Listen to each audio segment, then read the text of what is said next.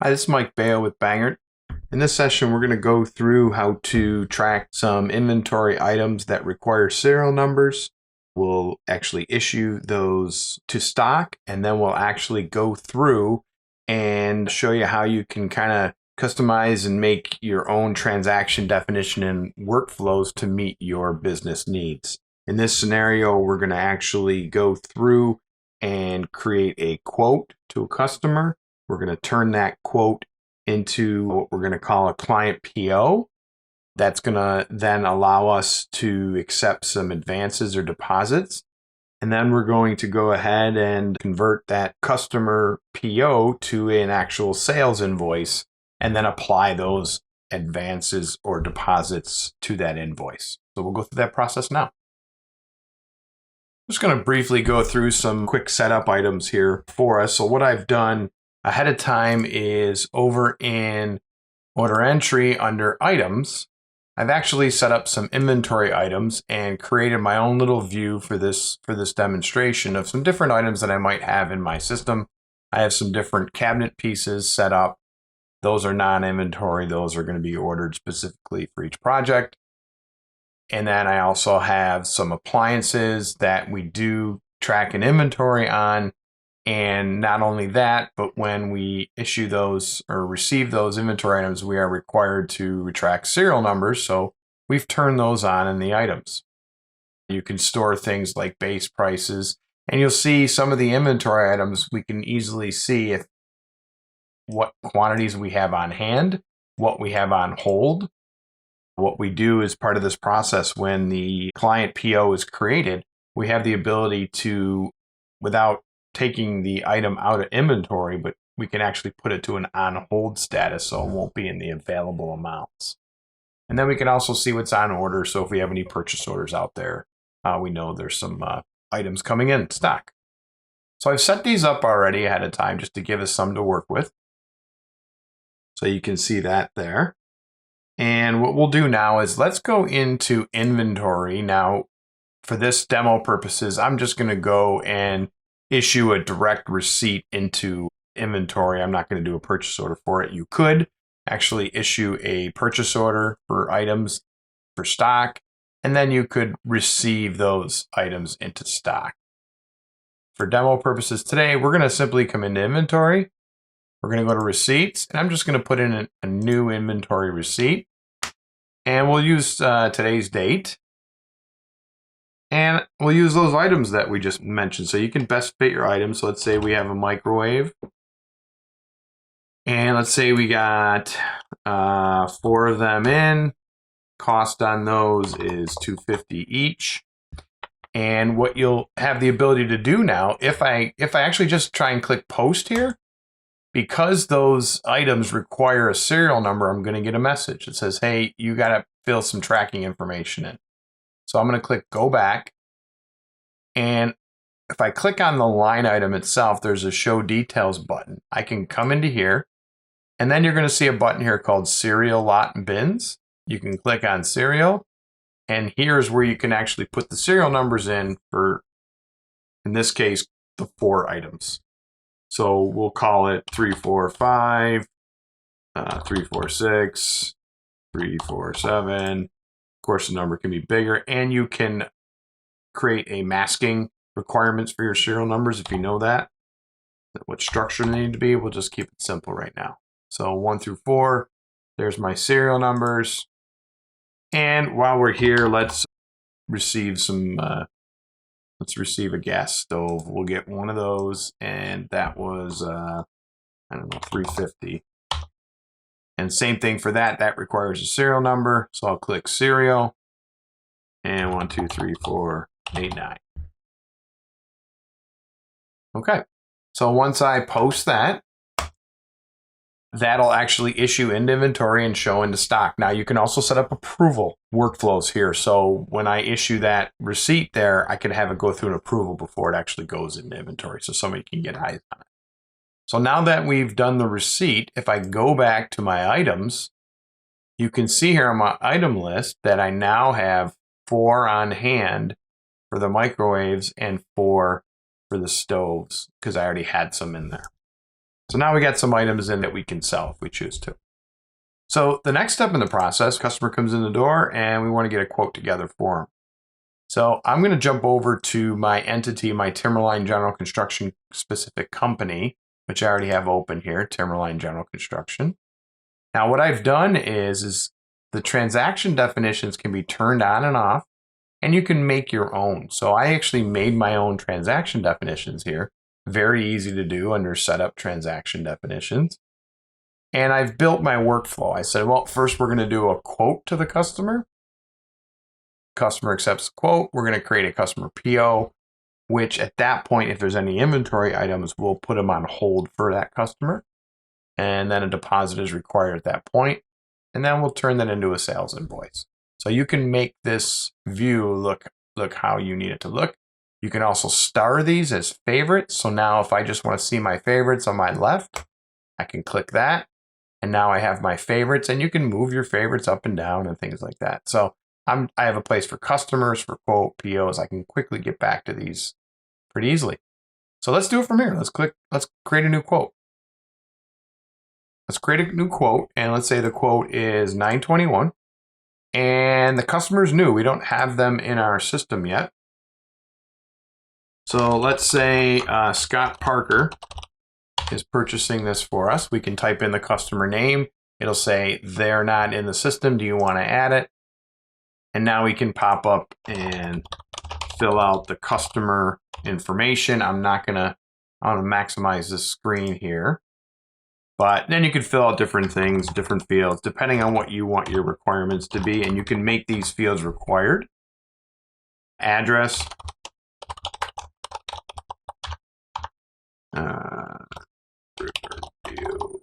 We'll call it Oregon. Don't know if there's one of those, but we'll fill out. You can fill out the primary, the email address. I'll use my email address for this presentation right now. And you can have that required, especially if you're going to email out quotes. So you fill all the customer information out. Under additional information, you could also fill out things like, all right, well, is this customer taxable? What's their county, tax group? I'm actually going to use this tax group, Des Moines, Iowa. And then you can also have the templates and things like that. But the big thing is the tax. And then how do you want to send them statement and invoice deliveries? Print, email, or both? We're just going to say both for now. So now that I have that customer set up in the system, I can click Save. That brings me right back into my quote screen. And now the customer is listed. And then I have a bill to and a ship to. And you can have different addresses for that as well. So once I'm going down through the quote, you can decide during your creation of your transaction definition which fields you want available or not. Now I've turned on some additional fields here. I've turned on a scope field. I've turned on a schedule, and I turn on, well, actually shipping dates are in there. These are optional, but they provide you additional information. So if you want to track some scheduling information, start date, completion date, scope of work, and shipping dates. Okay, so you can track all that information in there. What's required out of the box? Well, I forgot to set up terms for that customer. So you can have your default terms in here, 10% deposit, 50%, due on order, whatever you want to call here. But let's just put, for my quote, it's a 30-day quote. So my quote expires on 10/21, so you can track that as well.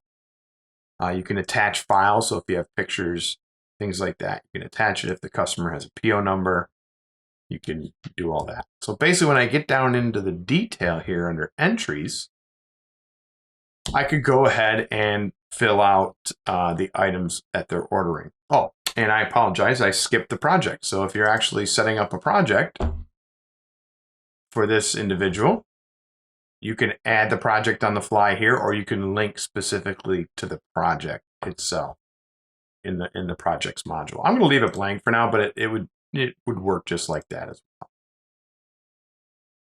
So for your items now, for my quote details, I can pull my items that we looked at earlier. So let's say we're going to install some cabinets. So you can grab your drop-down list of your items, different cabinet sizes. Let's say they're buying a 30-inch cabinet.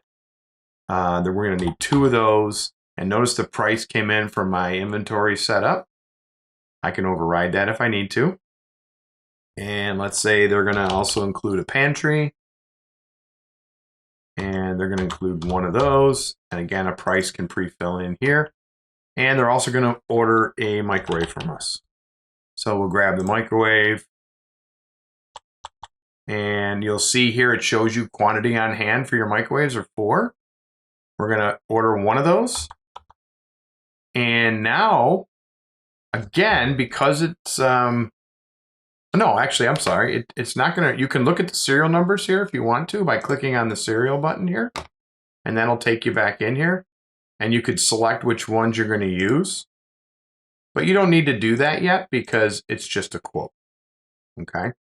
So I can leave that blank, but the microwave price is gonna be $4.30. As far as your quote, if you have taxes set up, I believe I do. I'm going to click calculate subtotals here.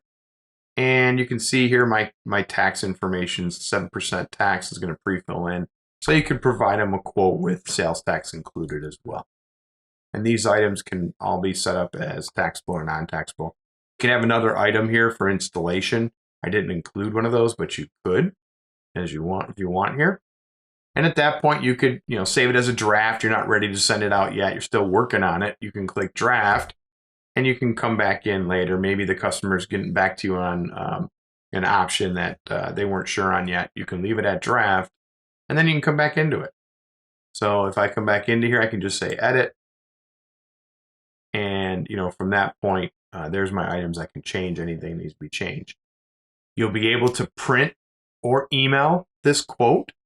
And you can have a specific document built for that quote. Right now, I do have one in there. Right now, it's very generic out of the box. So that's part of the deployment process, making sure your quote looks the way you want it to look. So let's do this. Let's go ahead and post it. And you'll notice it's called a pending quote now because it hasn't been converted to an order. So it's a pending quote. If I want to print or email it, I can click it from here. And it'll pull in the customer's email address. I could preview what the attachment will look like. And it's opening up. And again, this is the default quote out of the box. You can have scope, schedule, all that information in there.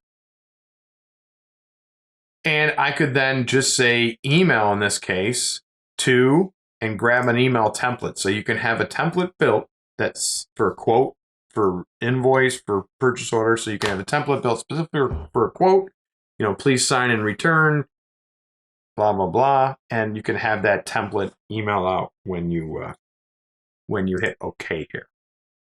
Okay, and then who is it coming from? So I'm not going to do that now, but that's all you would need to do there. And so now basically that sits there as an open quote waiting to be processed.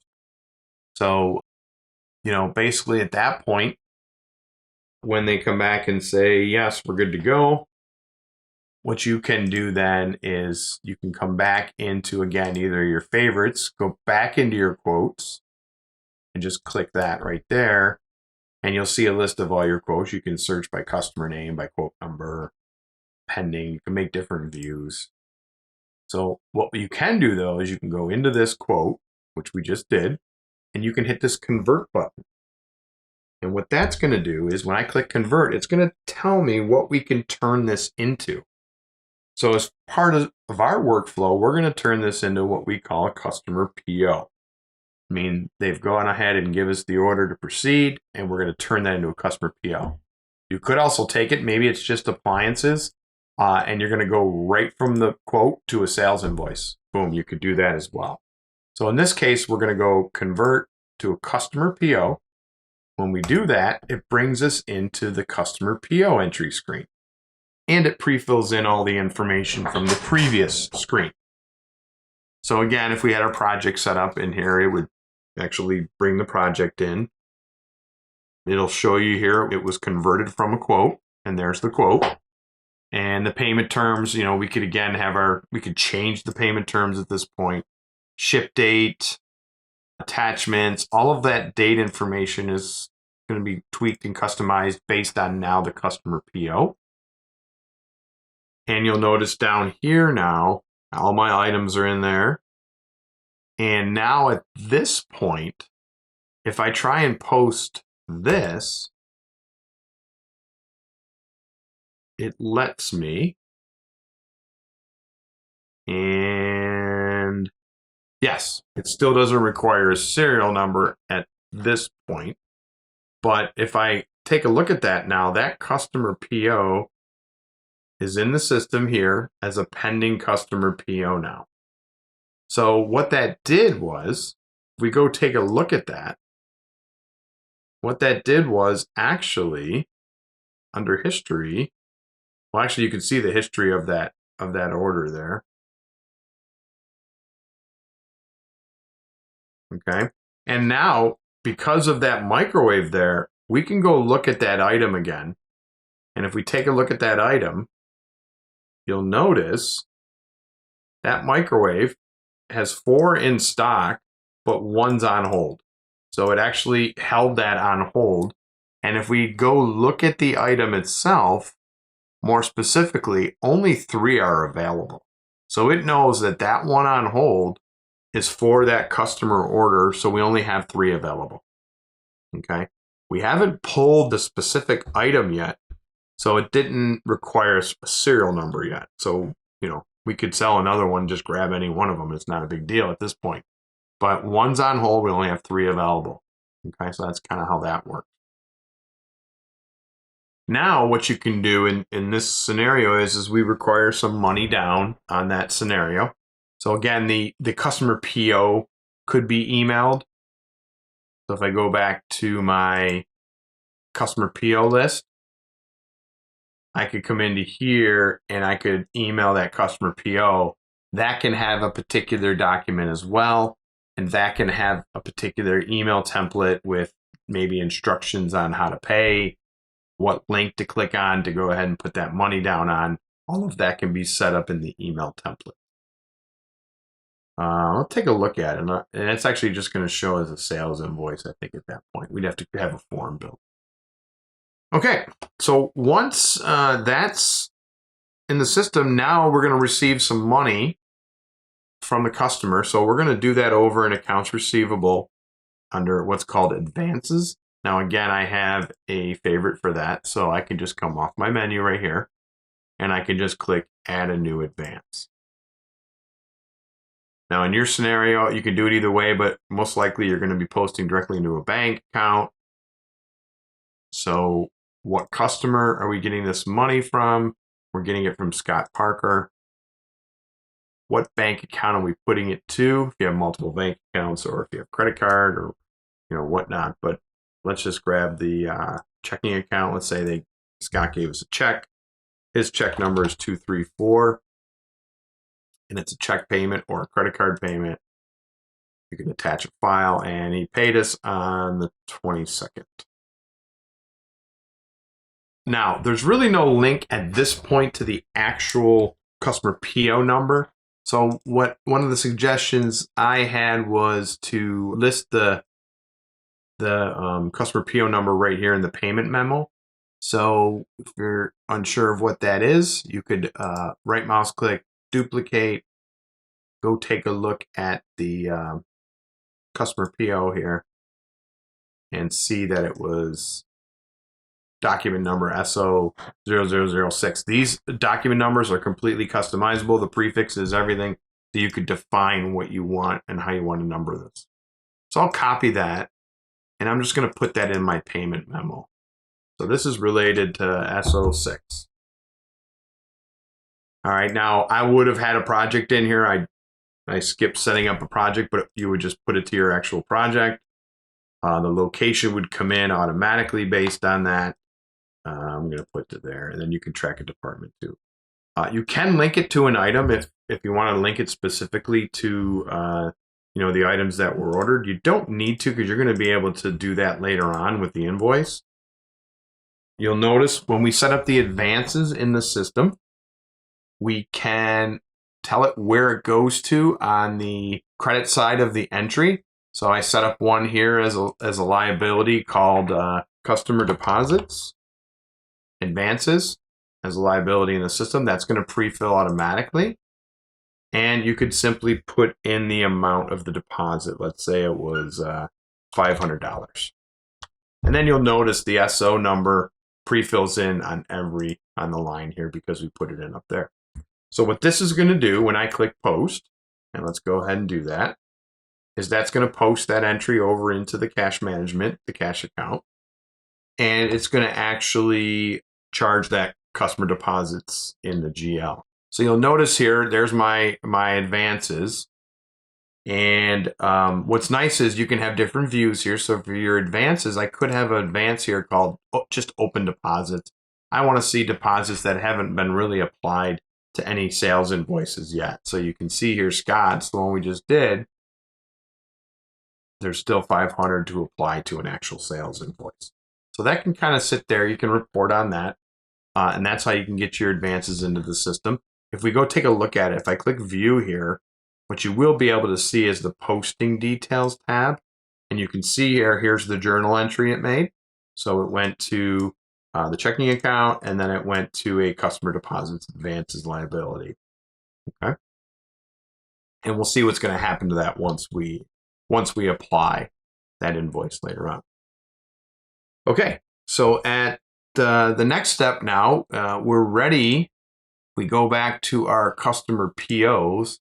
We're ready to actually issue out and invoice the rest of the order and turn it into an actual sales invoice at this time.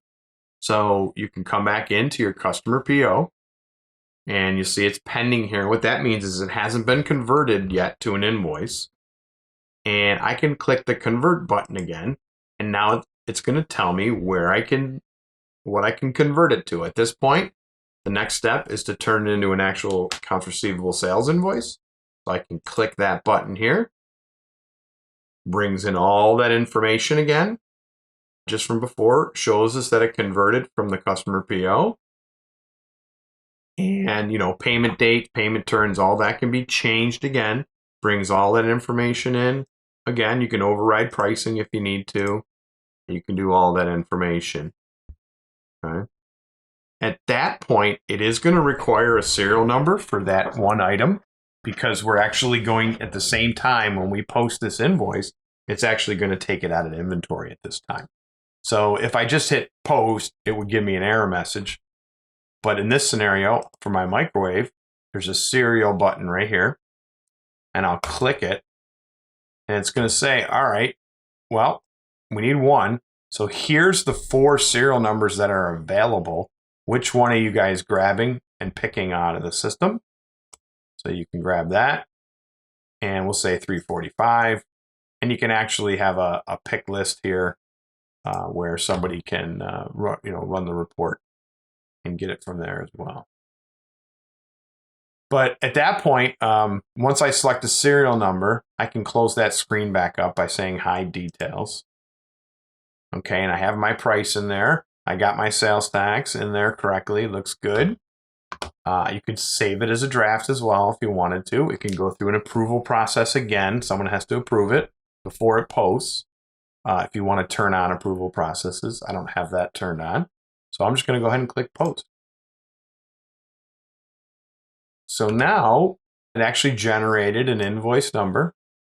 And again, now that invoice can get printed out, emailed to the customer.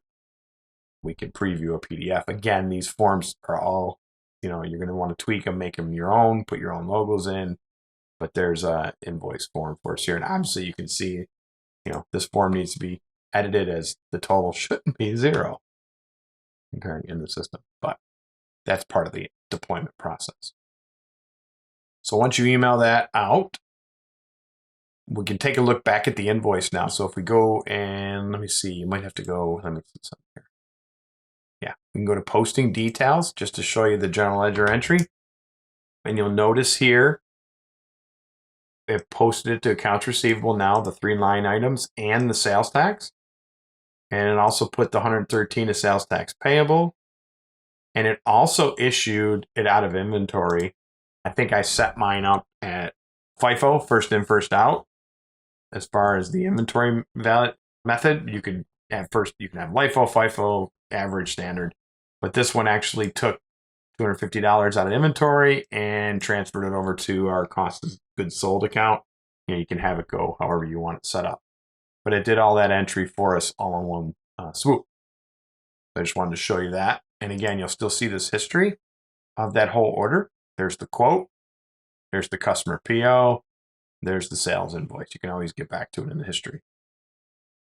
So now that you have a sales invoice in there, let's go take a look at the inventory item again. Now, if we take a look at the microwave, there's no more on hold, and there's only 3 on hand now. So it actually took one of them out of inventory. If I look specifically at the microwave, you got 3 on hand, only 3 available.